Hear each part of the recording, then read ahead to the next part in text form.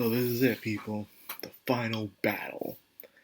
The 1,000 army created by the Void people versus Senya and his 1,000 Katawara.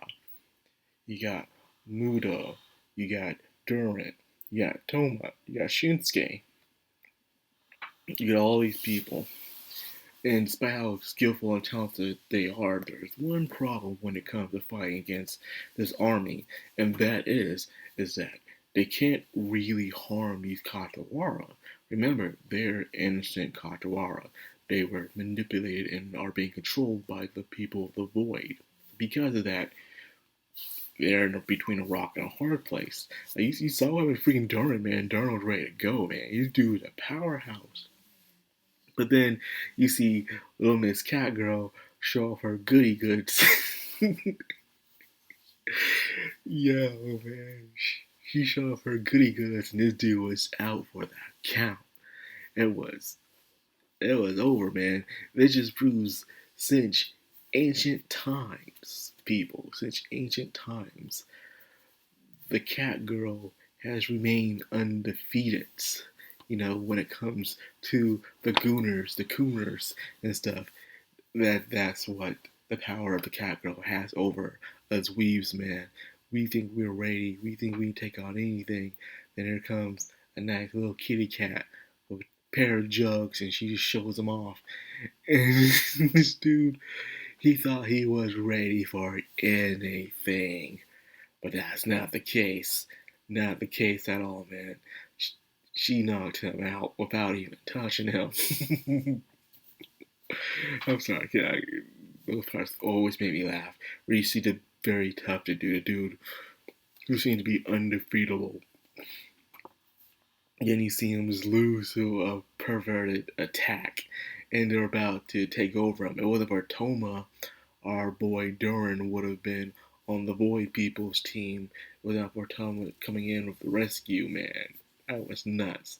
And speaking of swag, we have freaking Senya freeing one of the yokai there. And one he ended up saving is snow spirits. Yeah, snow spirits are very popular in Japanese mythology.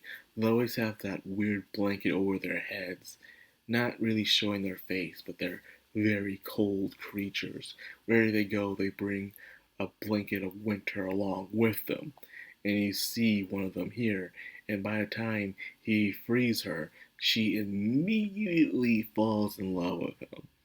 Now, this character may not seem to have any importance, but she will be sticking around in a way for the remainder of this story by helping Senya out with everything else. But right now, she's obsessed with the man that rescued her. I also like how they kept her country bumpkin dialect intact within the story. That when I was reading this as a manga, and she had this dialect that was different, where it sounded like she was straight from the boonies in a way. That's where she came from. So I was happy that they kept that. It was nice to see them to have that characteristics of the Winter Katawara. That she's a one who becomes Senya's number one fan and everything. So, and other special encounters we had was also with Shinsuke and Toma as they see Shakugan after a long time. But she is being controlled, so she isn't who she was before. Probably has no consciousness of what's happening whatsoever. But she's one of the, I guess you could say, one of the main generals of what's going on. So you got Senya's father, Nadare, you got the Cloud Katara, and now you have Shakugan. So those are pretty much the three generals of the Void People's army, the ones who are leading the Katawara into the mass attack in order to capture Senya. So Senya, in a way, find a way to control his fate. One thing when it comes to these kind of very special Japanese mythology battles is always to do with two things mainly. That is karma and fate. these two intertwine. Throughout my years of reading manga and watching anime, when you have an intense battle that's going on, there's always this thing that's always being passed around that is karma and fate. I remember reading Battle Angel, and Professor Nova was obsessed with Alita's karma in a way. How this singularity of a robot is able to have a human side fight, and we'll see what her destiny will lead to based on her actions. And of course, there's the fate thing as well, where some people who are such strong singularities, their fate is set in stone, and only they themselves can truly move where they go next into the timeline. So these are those special people, those singularities. So I guess Senya is such powerful fate and karma, he's able to, once he realizes that he's able to truly move things by himself, change fate itself within his direction. In fact, I believe in season 3 of Mushoku Tensei, you'll be seeing a bit of this fate being happen, or at least being explained by a certain someone. No spoilers, by the way. But yeah, seems like all the pieces are in play.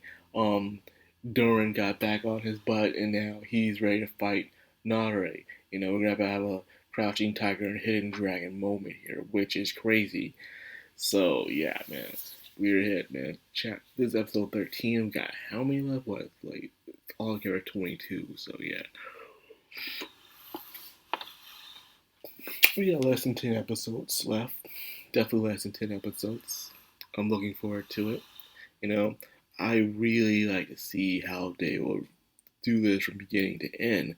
Because the last project that Shosuke had that was his was Lucifer and the Biscuit Hammer. And when it comes to adaptation, that one was well adapted by telling a story. However, it was just the animation, which was just god awful in Lucifer and the Biscuit Hammer. But it was still good nonetheless when it came to characters and story and the art direction of how the characters are supposed to look. I liked all that. But my god, the animation was terrible. Now, you're seeing this from Studio White Fox, and things aren't bad with Snegoku Youko. However, I'm watching ReZero Season 3 right now, and I'm like, you could tell where they really care about where the animation goes. You can freaking tell. And it's not fair.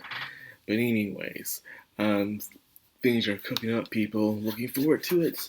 And with that, I'll end the video here. I hope you guys enjoyed. If you did, like, comment, subscribe, and of course, hit that bell icon. This is the Madcrownxox. I'm Anime. Signing out.